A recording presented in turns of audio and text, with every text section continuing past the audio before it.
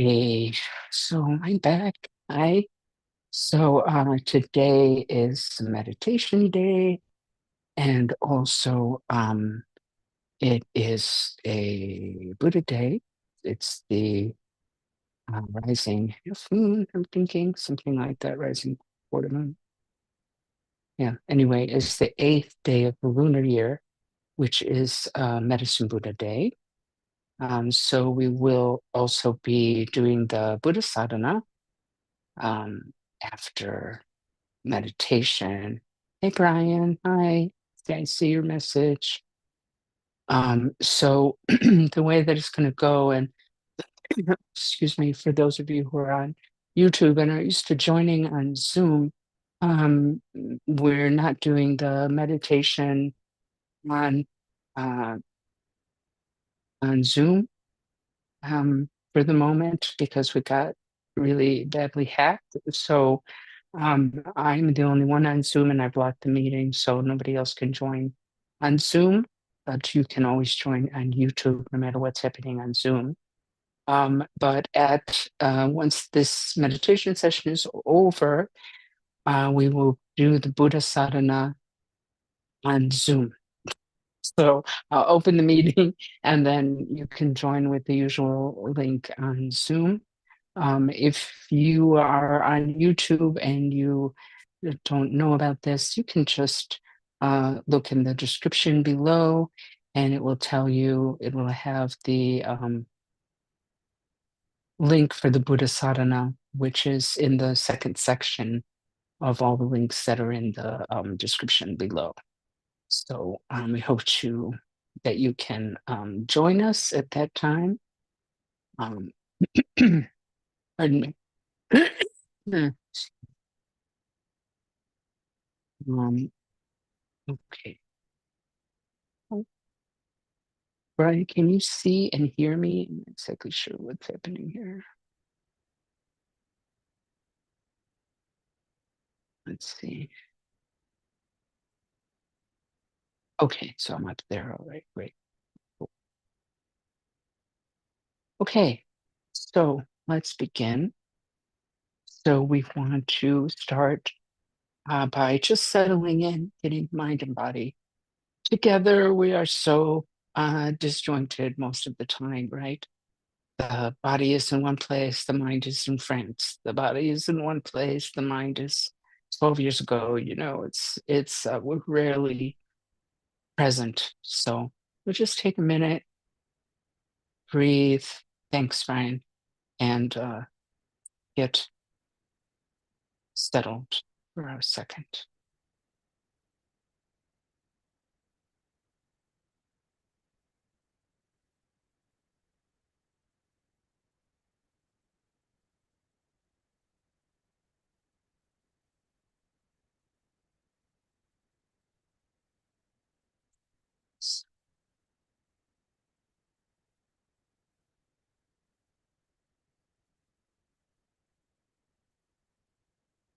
Sanda Samgarabshida Sempama Garajabani Shuna Sosun not to drink it.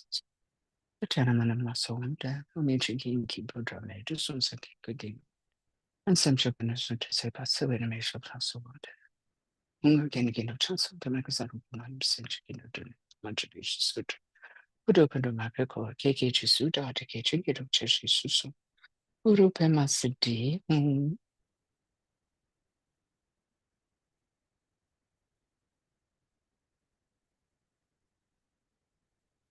Okay.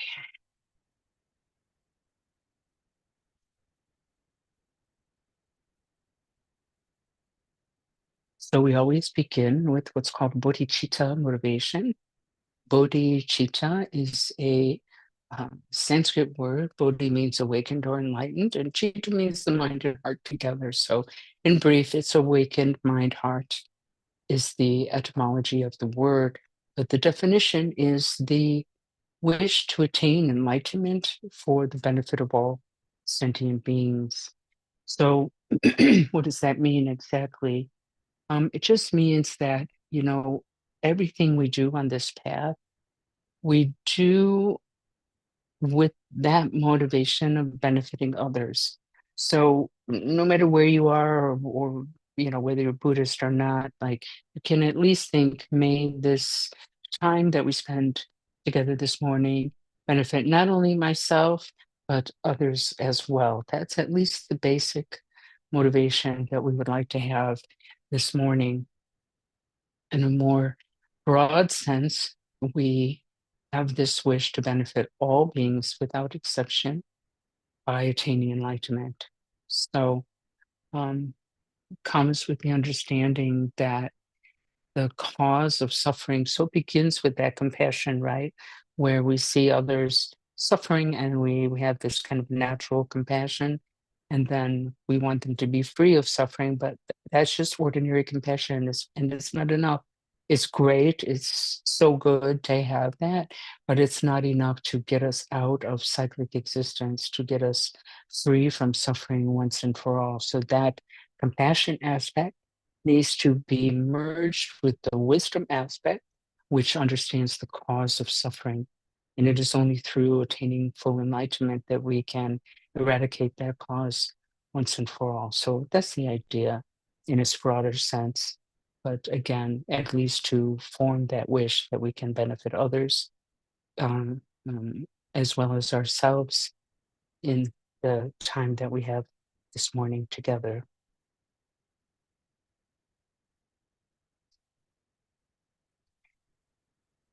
So this morning, I would like to speak about the six perfections, or the six paramitas. So I have an outline here, so let me pull that up. Okay. So the paramitas are really interesting um, teaching or idea or goal. We have just list them. So generosity, ethics or discipline, patience, diligence, concentration, and wisdom. These are the six. Okay. So paramita, definition of paramita is to cross over to the other shore, to transcendent perfection, perfect realization, reaching beyond limitation. Okay. So when we say cross over to the other shore, what does that mean? So we're crossing kind of the ocean of cyclic existence, right? Um, this round of birth and death and birth and death and birth and death that we've all been on since beginningless time. We want to cross that ocean, cross from ignorance to enlightenment. Pardon me. So the six paramitas are the practice of a bodhisattva, okay? A daily practice for wise, compassionate, loving, and enlightened living. Um, these six perfections are, you know, very practical. They're meant to be practiced. They're meant to be utilized in our daily life. It's not just philosophy. It's not just study. It's actions. It's things that we're meant to put into action. Okay. So I listed the six, and we're going to go through them one by one. Okay. So the first one is generosity. Okay. And there are uh, three general types of generosity. The first is material giving. So that's normally what we think of, right? We're giving um, material things to others, money, food, clothing, this kind of thing. Okay. We can, and each of these is further subdivided, but I'll give you the general first. So material giving, giving Dharma, so that's teaching or sharing books, translating, etc., leading others to spiritual practice. And the third is giving protection from fear. So helping others in difficulty, um, and saving lives. So I'll go into these more details. So material giving is, to ordinary beings, right? In the way that I said it, very obvious. I don't need to explain that more. But it also includes giving offerings to Buddhas, Bodhisattvas, ordained Sangha, giving offerings into whatever in whatever way is going to support the Dharma. So generosity towards um, in this sense is extremely meritorious because you are helping to support the Dharma itself, helping more people to access the Dharma and therefore to practice and therefore to benefit others and attain enlightenment ultimately. So it's an extremely good thing to do.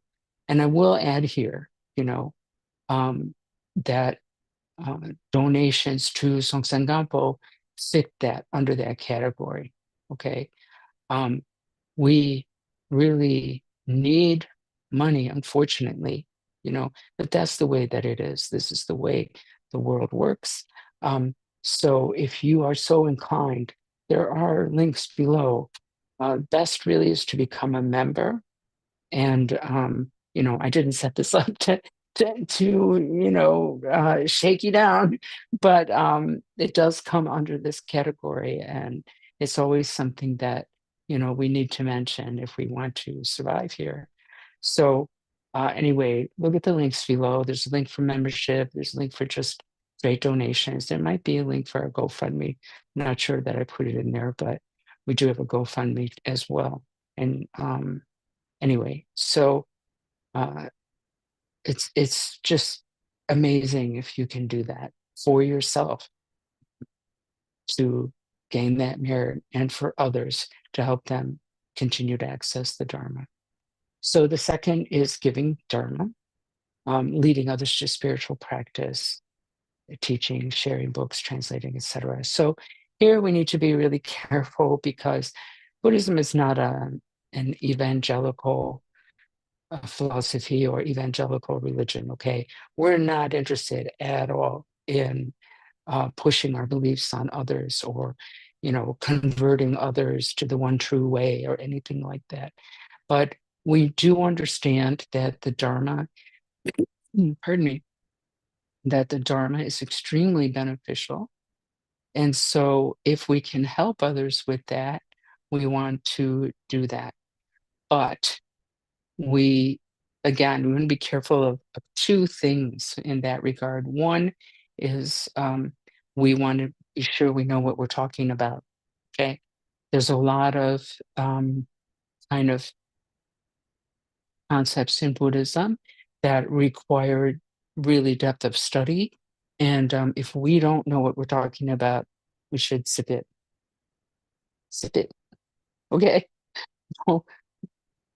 to, for example, talk about karma or reincarnation or rebirth or, even the six realms, talk about this kind of stuff. If we don't know what we're talking about, we can really do some damage. So we don't want to do that.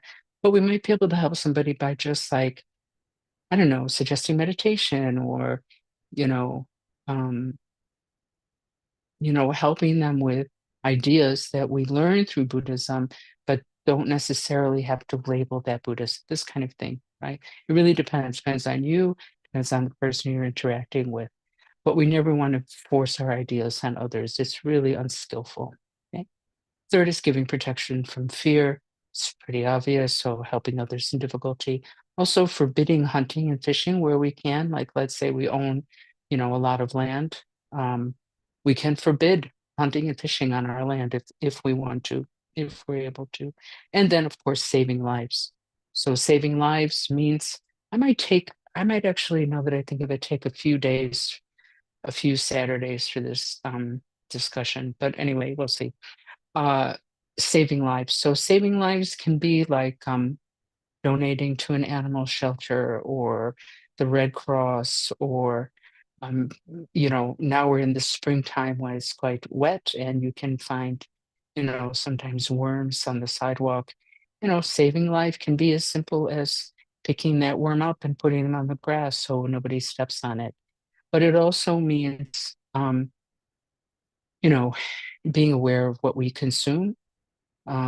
So, if we decide if we can, if we make the decision to avoid eating animals or animal products like eggs and milk and cheese, um, and of course meat and fish, chicken, and all that stuff, then we save so many lives by doing that. It's incredible the amount of lives we save just by doing that. And it's so easy, especially with the internet. You can look up any recipe that you want and just put vegan after it or before it.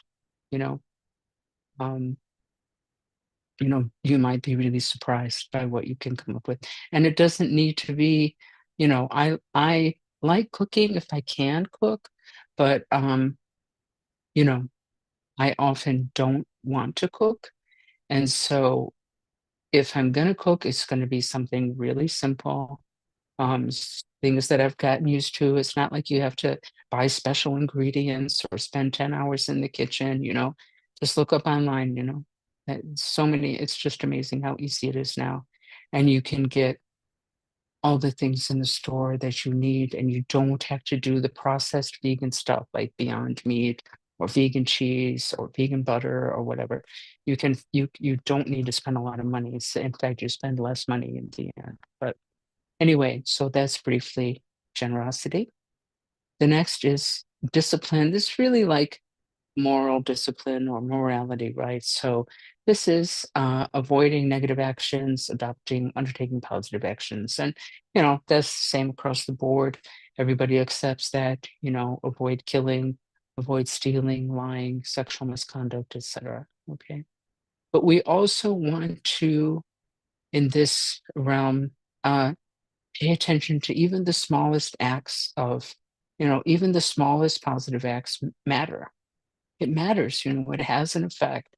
Santi Davis says, to be aware of even the smallest positive acts are important, like many drops fill an ocean. Like we shouldn't just discard or think it's not important, the small positive things we do, like I don't know, bringing someone a glass of water or saying a kind word or calling a friend who we think might be down. This kind of thing is really important, and it stays with us. The same way how we need to be aware of even the smallest negative acts. Shanti Davis says, even just one spark can destroy an entire forest. So, we want to be aware of trying to avoid even the smallest negative acts, you know um, making a certain gesture to someone when we're driving, for example, or just being unnecessarily cold to someone, this kind of thing. These things also matter. Okay. Um, so, okay, can't go into great detail. So the third is patience. Okay. So there are three types of patience that the teachers tell us about. Uh, One is patience when wronged. The second is patience to bear hardships for the Dharma. And the third is patience to face profound truth without fear. So three types of patience. So patience when wronged is what we normally think of when we think patient, right? Um, when someone wrongs us, rather than responding with anger, we respond with loving kindness and compassion. Okay. So anger is considered the most destructive emotion. And I think it's very, very important to understand the the subtleties of that. Now, a friend of mine said recently, she was kind of interested in Buddhism, but she was not into this idea that anger is bad.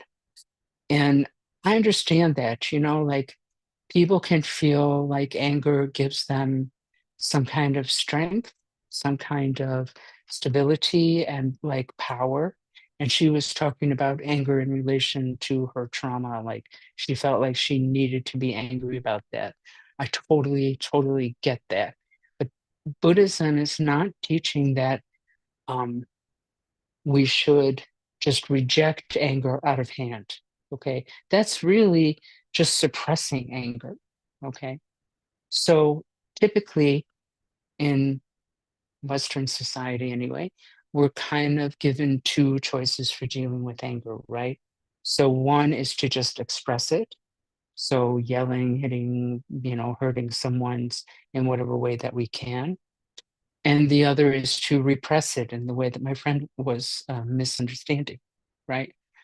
So we just say, oh, anger is very bad. I'm trying to be a good Buddhist or a good Christian or a good Jew or whatever. No, anger is really bad. So I'm not going to feel anger, But that's not doing anything. That's not skillful at all.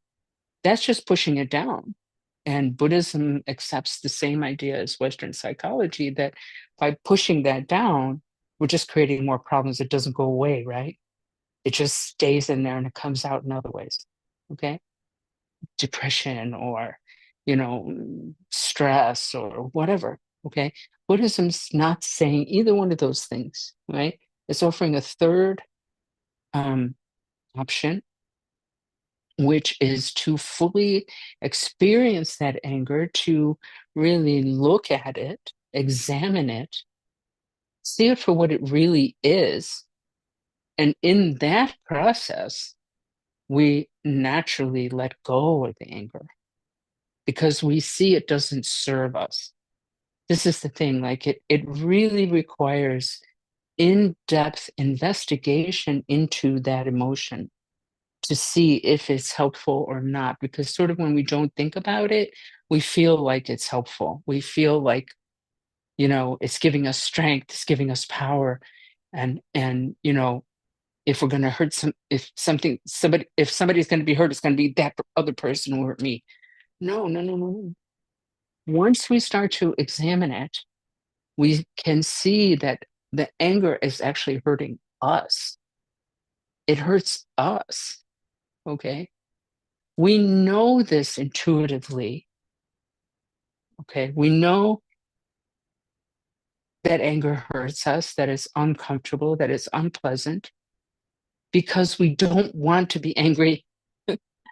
If it was pleasant, if it was really helpful, if it was making us strong, we'd wake up every morning going, gosh, I hope I get angry today. Oh, I just can't. Oh, I can't wait to get angry. It's going to be awesome. Nobody wants that. Nobody wants that. I mean, unless you're, maybe a little cuckoo, right? We don't want that. So we know that it's unpleasant. At the same time, we hold on to it. Yeah. There's a saying that it's attributed to the Buddha. I honestly don't know if he said it or not, but it remains a good saying. Just like being angry is like drinking poison and hoping the other person dies. Okay. Somebody has a meme online somewhere about that quote, and someone taking notes and saying, well, just take notes, make sure the other person drinks the poison. That's not the point. Okay. So if we can see, one, that anger is even physically painful, but mentally, emotionally painful, which we can only see by sitting down and really looking at it and experiencing it. Okay.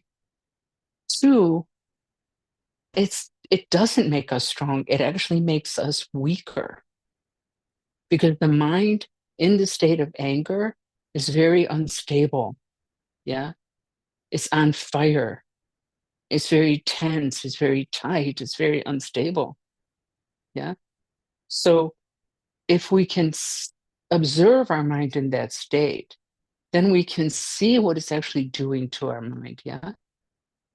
And then once we're not angry anymore, if we can observe our mind in the state of love and compassion, we'll see that it's very stable and very open. Like there's like a wide perspective when we're in the state of love and compassion.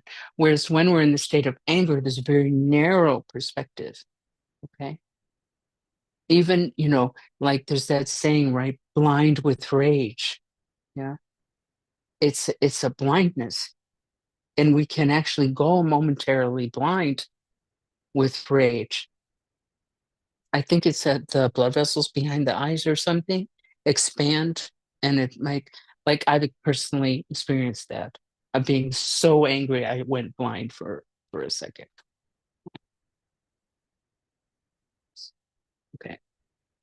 So there's a lot more to say about that, but we're running out of time. So the second type of patience is patience to bear hardships for the Dharma, right?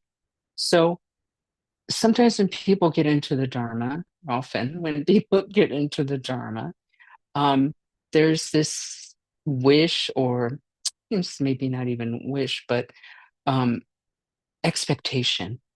Yeah, maybe a wish also. I don't know, but there's definitely an expectation that are or often. Oh my gosh, Palmo, get to the point. Okay, sorry. Oh my God. Okay, so there's this. We have this idea that when we start practicing meditation and start studying and all of that, will be very calm and it'll be very pleasant and we'll just be like zen all the time and it'll be really cool and our life will be great.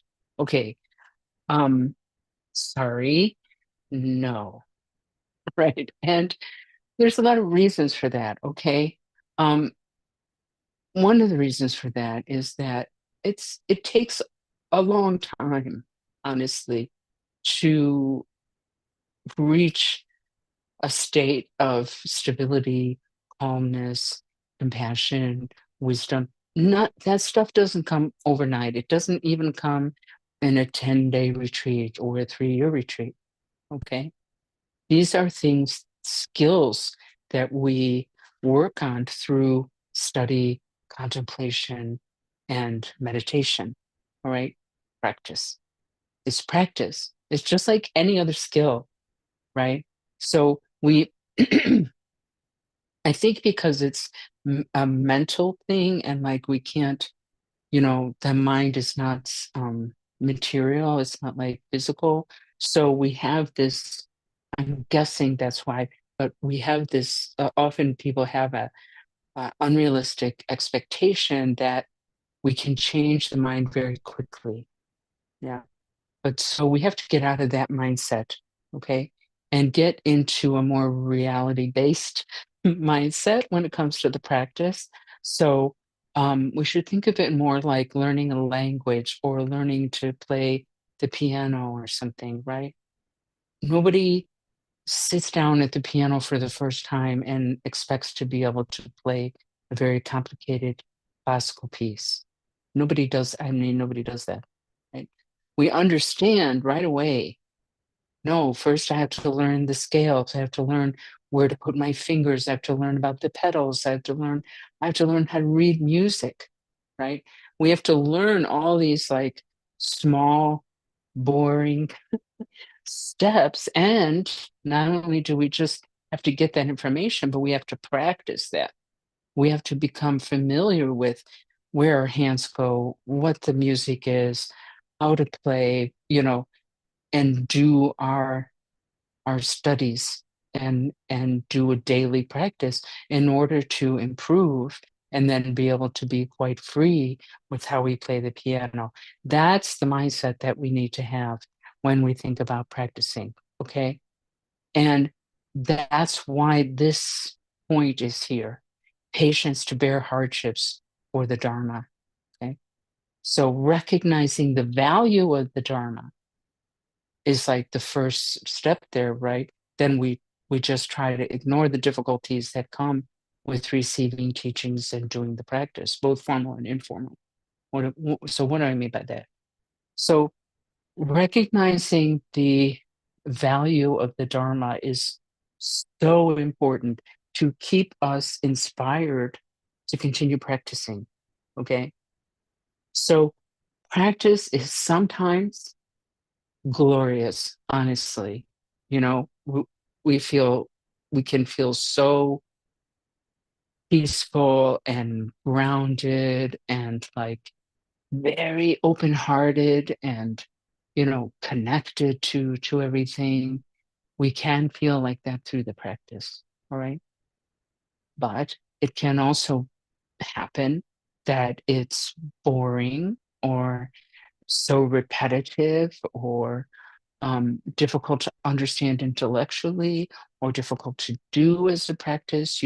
There are challenges that come with that, just like there's challenges with raising kids or going to school or going to work or learning a skill. Everything is like that. It's not like, the world is here and the Dharma is over there somewhere.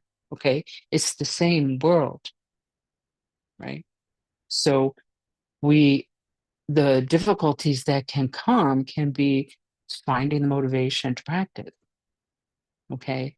And then finding the time to practice and, you know, trying to work with our mind with these habits that are extremely entrenched.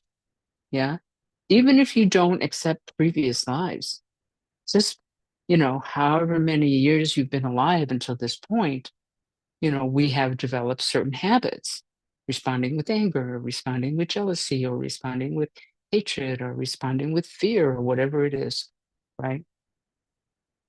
We get caught in these cycles of, ruminating and reliving and running into the past and running into the future. And, so many habits, even just the simple habit of distraction.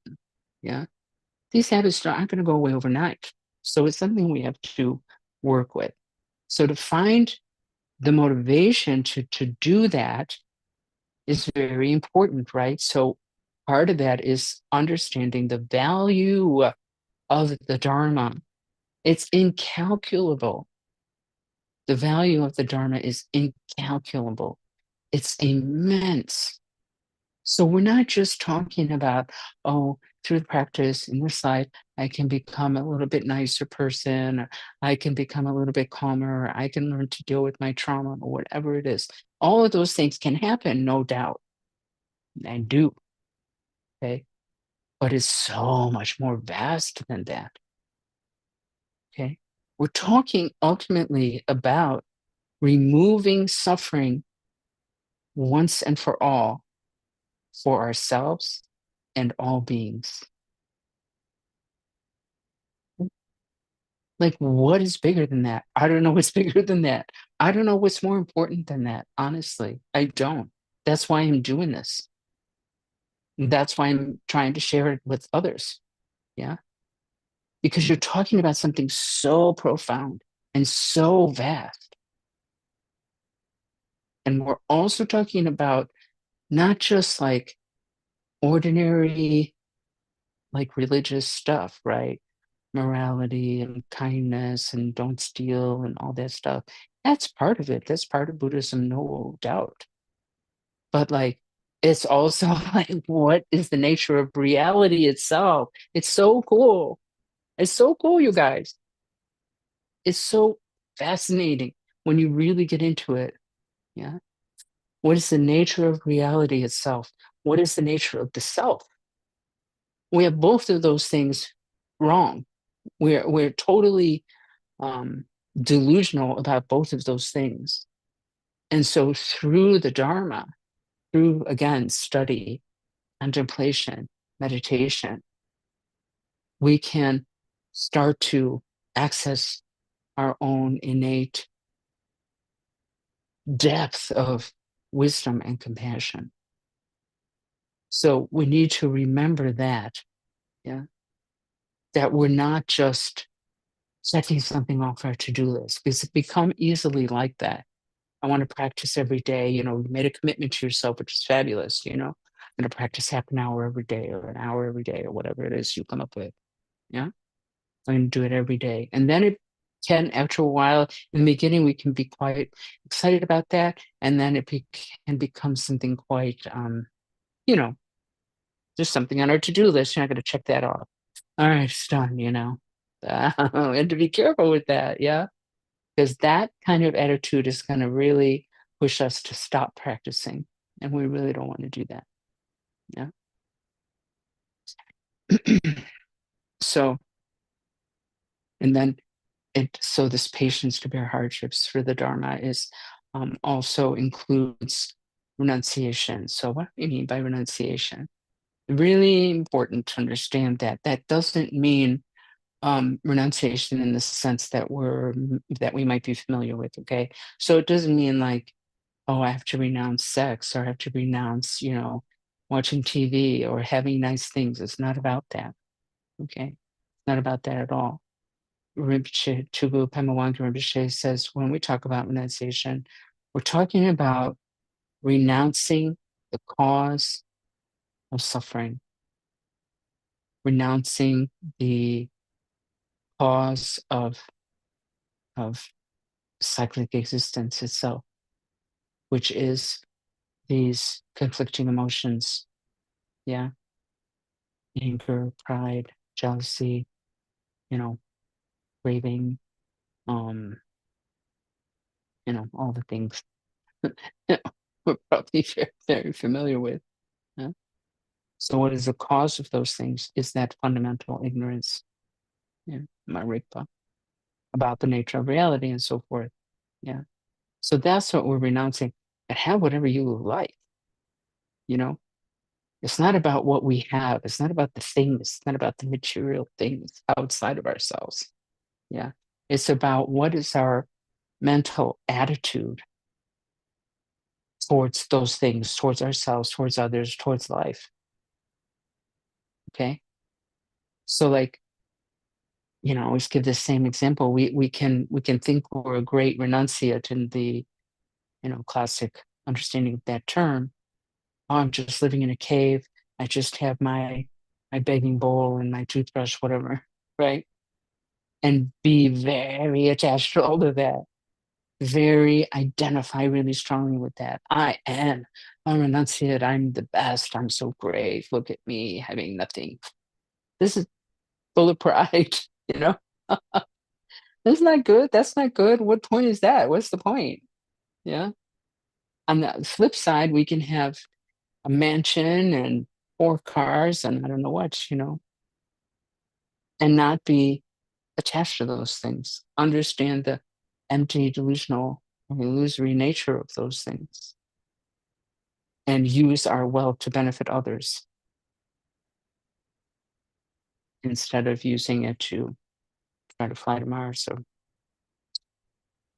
not mentioning any names, right?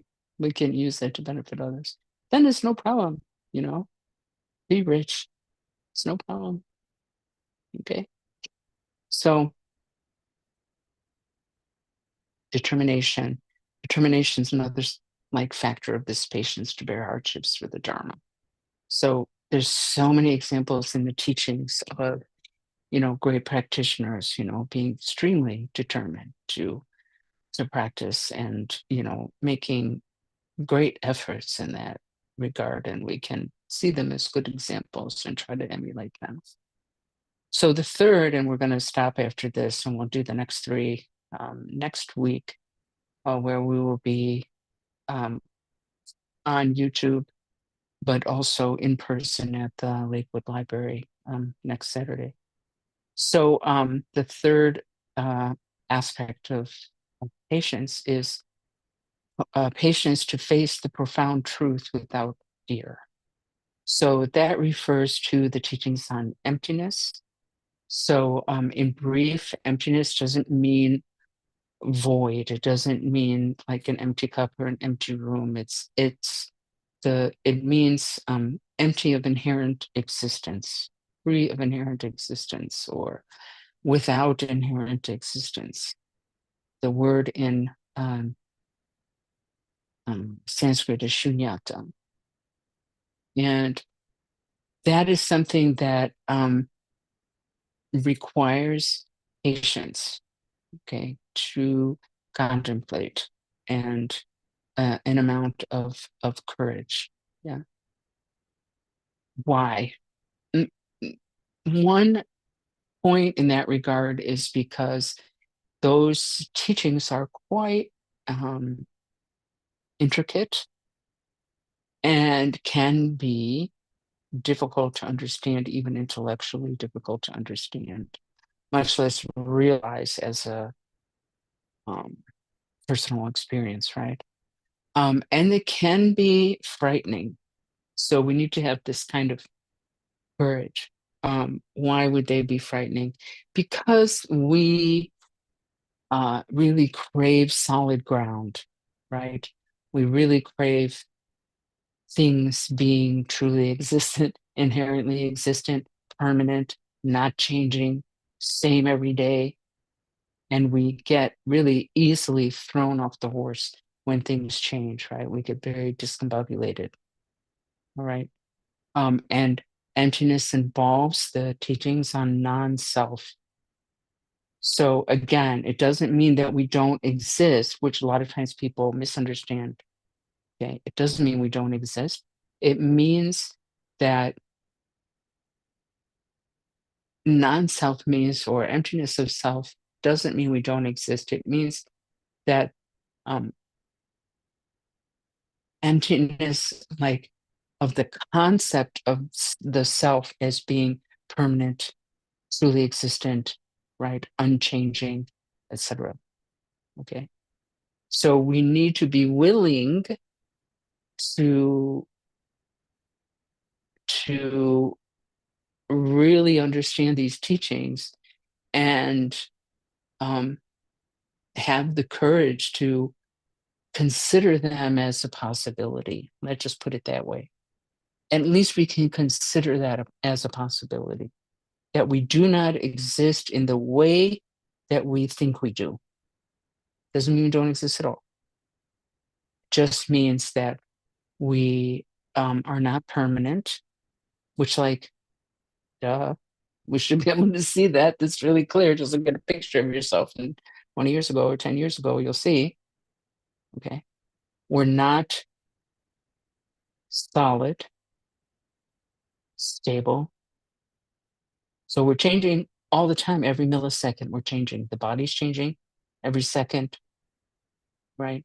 Molecules and atoms whizzing around. Yeah. Every part of our body is further made of parts, and all of those parts are made of parts, and every part is made of molecules and atoms. Quantum physics says we're mostly space and light.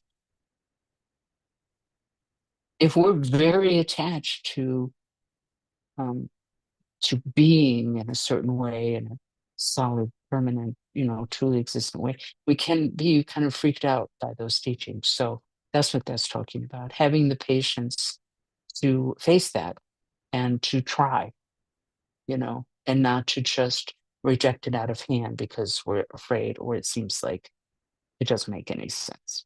It takes time, it takes patience. All right, so we're going to end here. And next week we'll start with um, diligence or joyful effort, and we'll talk about the next three. All right, so let's just do some mindfulness of breathing practice. Okay, so we want to begin by taking the posture. Right, so if you're sitting on the floor or on your bed or whatever, then you just want to have your legs crossed in whatever ways comfortable for you. If you're sitting in a chair, make sure your feet are flat on the floor in front of you. It's going to really make the posture more stable and more conducive to the meditation. Otherwise, all the instructions are the same. So you can put your hands, palms down on your knees, palms up in your lap, on your fingers on top of each other, and your thumbs touching like that in your lap, whichever you're comfortable with. Arms are relaxed. Shoulders are back a little bit. Okay. The spine is straight. Back of the neck is also straight. Chin's going to be tucked in a little bit. Mouth is closed but relaxed. Tongue resting on the roof of the mouth. Breathing through the nose. Ideally, your eyes are open, looking down in front of you a few feet with a relaxed, lowered gaze. If that's not comfortable, just go ahead and close your eyes. But over time, it's good to train to meditate with them open according to our teachers. Okay? So that's the posture which supports the mind and meditation. So we're just going to do mindfulness of breathing. So just bring your awareness to the sensation of the breath coming in and out of the nose. So you just want to focus on this area. Okay?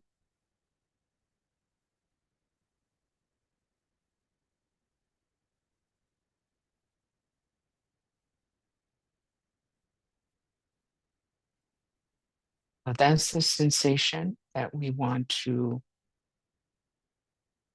try to maintain continuous awareness with that sensation, allowing the thoughts to come and go without getting involved. So the way that it works is, a thought arises in the mind, it dwells for a moment, and then it disappears. And it's replaced by another thought, which dwells and disappears. And normally this process is quite fast. We just let that happen.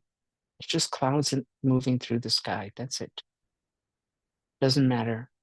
The worst thought we ever had doesn't matter. Best thought we ever had doesn't matter. It's just thoughts. They're all just thoughts. Bring the mind back to the breath. When we get distracted, start to run after a thought, just make a big story about it. Okay. Whatever. Say we have the thought Easter's going to be in a couple weeks. Yeah. Just let that go. It'll be replaced by another thought. Let that thought go, another thought. Let that thought go, etc. What we want to avoid is, let's say we have the posture very nicely, being aware of the breath, and that thought arises, oh, Easter is in a couple of weeks. And oh yeah, I used to really like those peeps. Now they're not vegan, I can't get them anymore. I'm kind of bummed because I really like the peeps. Now they make all these other kind of peeps now. Oh my God, I remember when I was 5 years old and I had a kind of, cute dress for Easter, whatever. Dun, dun, dun, dun, dun, dun, dun, dun, right? Off and running. That happens, and it's gonna happen usually. As soon as you realize that, all right, let's say I really got distracted, man. No problem. Just bring the mind back to the breath. Okay? So let's start that now, please. Posture, bring awareness to the sensation of the breath. Try to maintain that awareness, letting the thoughts come and go.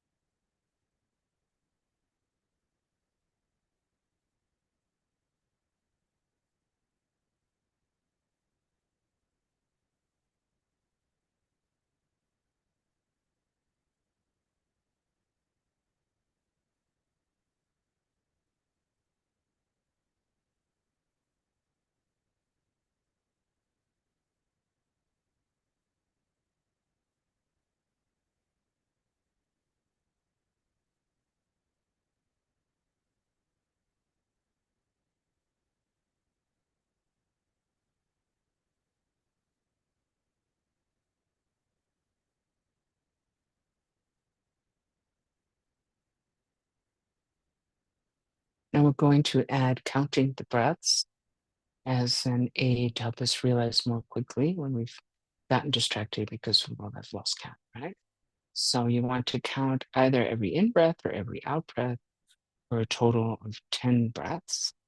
If you lose count, no big deal. Just bring the mind back to the breath. Start again at 1. If you get to 10 without losing count, don't let that distract you. Just go back to 1 and start over. Just 1 to 10, 1 to 10. That's it. So please begin that now if you like.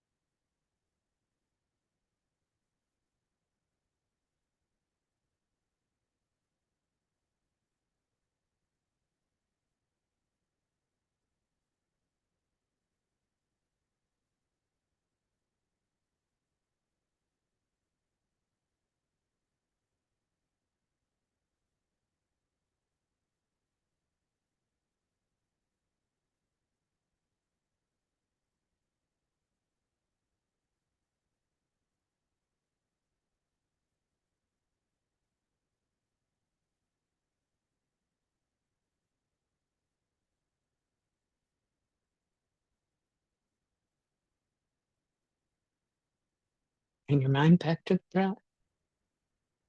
Relaxed, spacious awareness of the sensation of the breath. Body should be as relaxed as possible while maintaining the posture. Mind should be as relaxed as possible while maintaining awareness of the breath.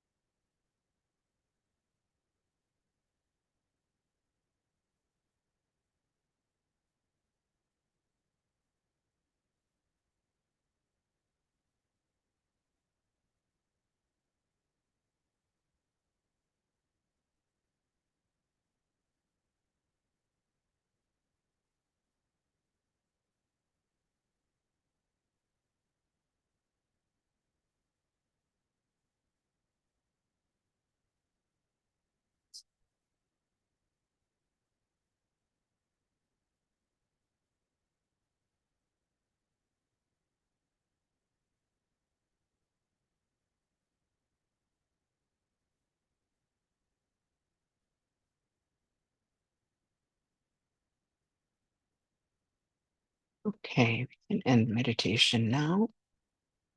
So now we want to do the closing prayers. You can find the link in the description below if you don't have them. If you haven't done that, I will just share them with you now. One moment, please.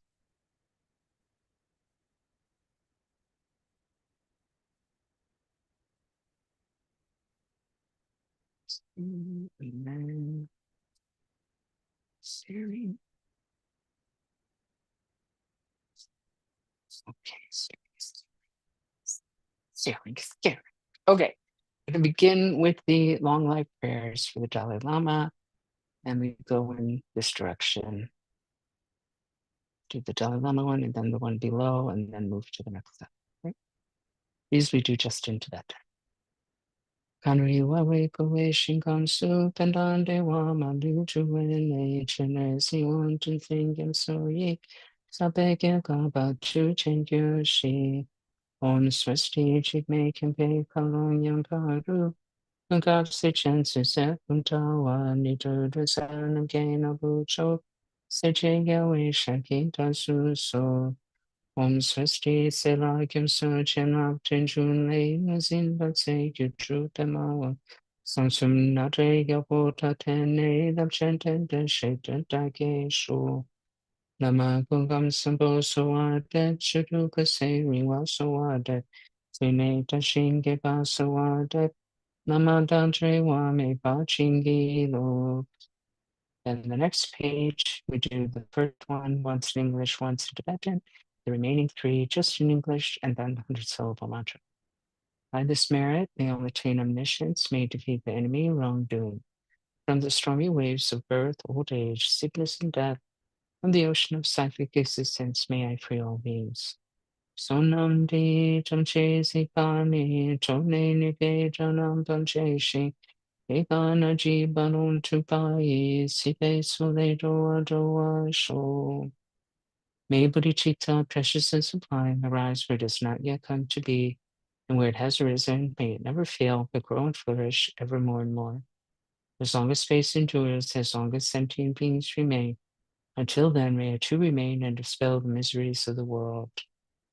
Ever absorbed in the display of divine forms and Paramo awareness, appearance, sound, and perception in the state of divinities, mantras, and Dharmakaya.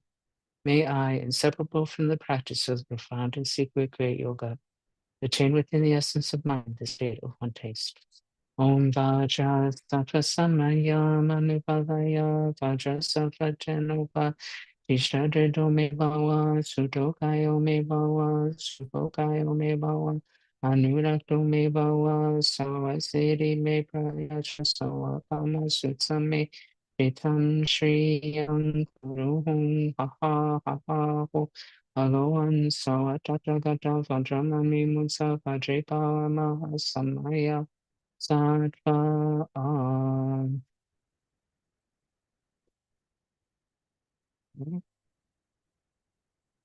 So thank you so much for joining me for meditation. And we're going to do the Buddha sadhana now.